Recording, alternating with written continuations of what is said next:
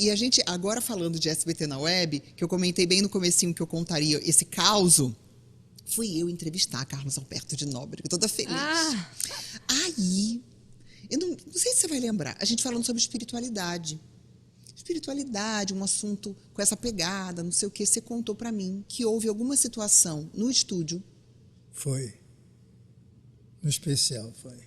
Num especial, houve uma situação ali inexplicável e sobrenatural.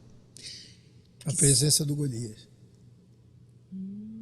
Vou te pedir, se você sentir confortável de contar. Só de falar. Quando ele contou isso, ele acabou de contar um dos nossos equipamentos de luz. Pá! Explodiu. Gente, mas me deu uma crise de riso. Eu e ele E rindo de medo tanto. também, né? E o pessoal todo da produção, meu Deus, isso aqui, isso aqui. Mas eu ri tanto, eu falei, meu Deus, olha, ó, confirmou, acho que ele tá aqui, não estamos sozinhos. Não, é porque foi algum especial. E eu sou espírita, eu sou médium. E eu senti a presença do Golias realmente ali naquele momento. Assim, a gente estava falando sobre isso. Quando eu estou aqui, deu medo. Medo e não também, né? Não é medo, foi um clima, né? Rolou um ficou esquisitão. Ficou esquisito. esquisito. Mudamos de assunto. Mas foi engraçado. E aconteceu uma coisa também de sobrenatural no programa, o último programa de 1999. Como o mundo ia acabar em 2000, Você falou. nós fizemos uma praça que ia acabar.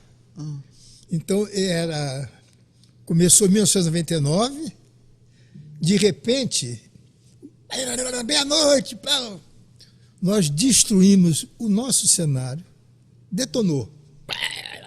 Claro que isso foi gravado em 10 horas. E montamos céu e inferno.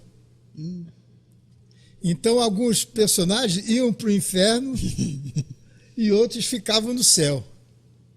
Você acredita que teve um figurante que entrou numa... Isso eu não sabia. Misericórdia. O figurante do inferno ou do céu? Não.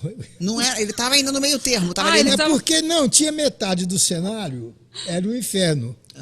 Onde a Vera Verão é que tomava conta. E estava no inferno. Estava no inferno. É uma coisa, isso não é, pelo amor de Deus, preconceito, não.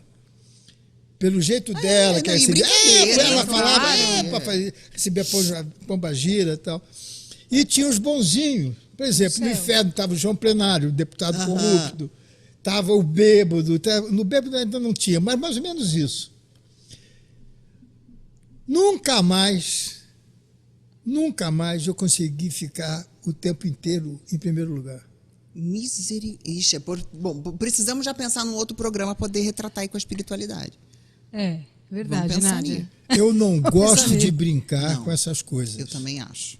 Eu tenho muito respeito. Eu tenho respeito por todo tipo de fé, por todo tipo de religião, porque eu acho que tudo que nos faz forte, que nos liga a quem acredita que seja Jesus, Deus, é muito pleno e maravilhoso. Então, eu amo pessoas que vivem a sua fé, independentemente de qual é a fé. Porque tem muita gente cheia de religiosidade e sem fé. Então, independentemente se acredita em Buda, em Deus, em Krishna, está vivendo a sua fé, está se dedicando. E a sua religião é se religar com Deus. E a prática do bem maior aqui. Né? Então, que coisa mais linda, né? Você respeitar.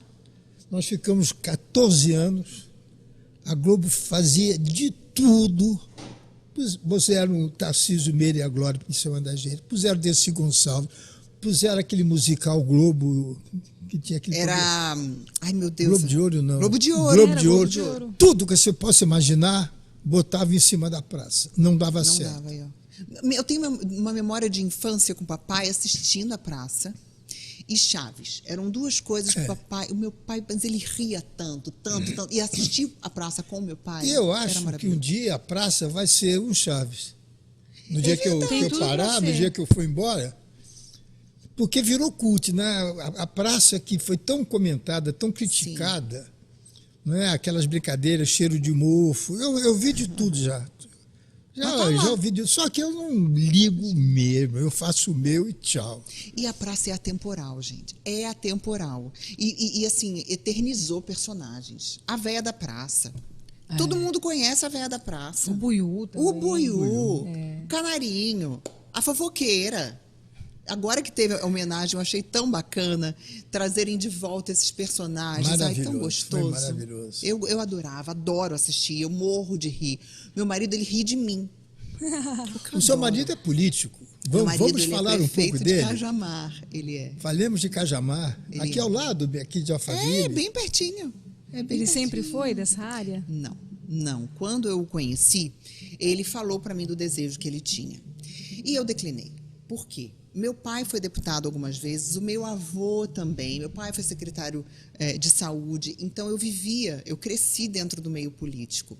E não à toa que eu fiz pós-graduação em políticas públicas e governo. Mas eu fiz porque, na época, eu queria ser comentarista de política, eu queria trabalhar na editoria de política. E gostava do assunto, do tema. Meu passeio favorito quando eu era criança, gente, era no Museu de Getúlio Vargas. Eu tenho um busto de Getúlio Vargas em casa. Então, eu tive uma educação sobre política enquanto ciência na minha casa. Só que eu lembro que eu tinha um pai quase ausente, ou era um pai que eu tinha que disputar a atenção com muitas pessoas, até ele sair da política e, de fato, conseguir ser integralmente o meu pai. Eu falei para o meu marido, olha, eu não quero isso para mim de novo, pelo amor de Deus. E ele é bem jovem também, né? Meu marido é jovem, ele fez 40 anos agora. E eu falei, ele disse, olha, eu não tenho vontade de seguir carreira política, mas eu tenho vontade de cuidar da minha cidade. A cidade onde eu cresci, eu tenho vontade e eu vou fazer isso. Isso virou uma discussão. Primeira campanha dele, eu fiquei do lado dele, eu apoiei, mesmo que eu não quisesse. Ele é meu marido e eu, fiquei ao lado dele. E ele já sabia que não teria chance, ele estava fazendo a campanha sabendo que não seria eleito, mas ele queria ser conhecido, né? Se aproximar das pessoas e mostrar o trabalho. Da segunda vez, eu falei para ele, Danilo, eu não vou te apoiar. Da outra vez, te apoiei, fiquei ao seu lado. Mas eu não vou te apoiar. Ele ficou muito bravo. Eu falei, me dê um motivo para eu votar em você. Nossa. Eu falei, você não tem propósito. Você está querendo por poder. No dia que você tiver um propósito, que você se colocar como empregado do povo, aí sim você vai ter o meu apoio. Ele ficou muito aborrecido, mas entendeu. Muito. Muito. Não é pouco. Muito. Eu já estou, imagine ele. Imagina sua mulher falar isso pra você. Não. Tá errada. Mas aí, ele... Imagina. No dia que eu falei isso, ele ficou bravo e tal, e foi pra rua fazer campanha. E nesse dia, veio um monte de criança abraçar, beijar, querer falar com ele, querer tirar foto. E uma dessas crianças chegou perto e falou, promete que você vai cuidar da gente? Ele falou que começou a chorar, eu me emociono até. Ele falou que começou a chorar e ele falou, tá aqui o meu propósito. Tá aqui. A partir desse momento, eu fiquei do lado dele. Quando ele venceu, eu fiquei apavorada. Apavorada. Porque Cajamar era uma cidade que eram duas famílias que disputavam entre si, era um coronelismo, uma cidade largada. Pequena assim mesmo. E aí veio um moço novo, que nunca tinha conquistado nada na área política. Até, né? Eu pensei nisso. Eu falei, eu vou ficar viúva. Vou matar meu marido. E eu falei para ele, olha,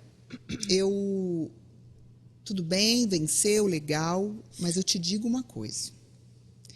Meu nome sempre... Ai de você! Eu falei, meu nome sempre esteve limpo. Meu nome sempre foi íntegro. Não manche o meu nome. E o meu pai faleceu na véspera do meu casamento com o meu marido. E um pedido que meu pai fez foi, nunca desonre o nome da nossa família. Porque minha família sempre foi muito respeitada por todas as causas, por todas as ações. E aí eu falei para ele, não envergonhe a minha família. E se você fizer alguma coisa que eu descobri, eu vou ser a primeira a botar minha boca no trombone. Então, você tem alguém dentro da sua casa que te ama muito, mas para mim, certo, certo, errado, errado. Não existe meio termo. Hoje, eu transbordo de orgulho do meu marido. Hoje, eu olho e falo... Ele faz um trabalho bonito, né? Maravilhoso, assim. Ele, junto com toda a equipe dele, tem um trabalho tão acolhedor, tão efetivo, que transformou a cidade 1000%. Cajamar foi colocado hoje como uma das melhores cidades para trabalhar, para viver. Olha! E era uma cidade que nem era citada, sabe? Então, as pessoas têm orgulho de falar que são de lá. As pessoas saem das outras cidades para tentar ganhar neném lá, pelo trabalho que existe. A gente oferece um monte de cursos para capacitar as pessoas quando as empresas estão precisando daquele tipo de mão de obra. Ou seja, hoje ele faz um trabalho que eu me admiro. Eu falo, meu Deus, que transformação ele teve. Foi pena a gente não trazê-lo. Então, eu até tinha ele é tão sugerido. Eu não sabia dessa Como é o história. nome dele? Danilo Joan. Danilo. O Danilo me dá muito orgulho de tudo que ele... Todas as ideias, ele é muito inteligente. E para tudo ele tem uma saída muito inteligente, muito legal, criativo. E para ontem, para já, sabe? E ele vive para isso. Hoje eu entendo. Eu me emocionei agora que nós inauguramos a Escola de Gastronomia, porque lá eu estou como presidente do Fundo Social. E meu sonho era transformar também o Fundo Social num lugar de capacitação e de respeito, e não de assistencialismo. E hoje nós somos assim. E temos uma escola de gastronomia, que chama-se Gastronomia Solidária. No dia da inauguração dessa escola, meu marido fez eu chorar muito, porque ele falou que tem a consciência do quanto ele é um marido ausente. E que ele quer melhorar muito, e que ele quer ficar mais ao meu lado. E hoje eu entendo. Porque ele cuida de mais de 100 mil pessoas. 100 mil? A Cajamar hoje está com 100 mil pessoas. Eu vou arredondar assim, mas um pouquinho mais. Fora os volantes, porque tem pessoas, como é um lugar de muitos galpões e empresas, tem pessoas que estão ali de passagem, né? População flutuante. Né? Exato. Então, eu sinto falta muitas vezes do meu marido poder estar comigo. Mas eu sei que o que ele está fazendo é tão incrível, mudando a vida de tantas pessoas, que está tudo bem. A gente vai ter o nosso tempo junto, sabe? E hoje a gente consegue fazer um trabalho juntos muito gostoso e social. Eu fui criada numa família onde a solidariedade era um hábito. Então, eu não sei viver de outra forma. Antes de eu assumir o Fundo Social, eu já fazia algumas ações com grupos de amigos e tudo mais. Então, hoje eu faço lá.